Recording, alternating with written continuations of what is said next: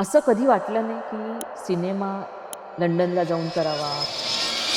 माणूस जितका जास्त ट्रॅव्हल करेल तितकं त्या माणसाचं स्वतःचं एक नॉलेज प्रचंड वाढतं, भान प्रचंड वाढतं. Diving is not only under water world but आणि गावी आम्ही तो पडद्यावर सिनेमा दाखवला देवळाच्या बाहेर.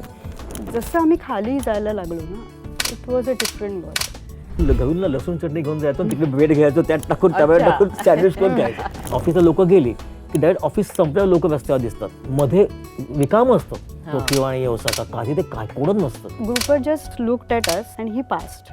थोड्याने टर्न करून आला परत अँड त्यांनी आम्हाला फुल लुक दिला असा पूर्ण आणि ही वेंट.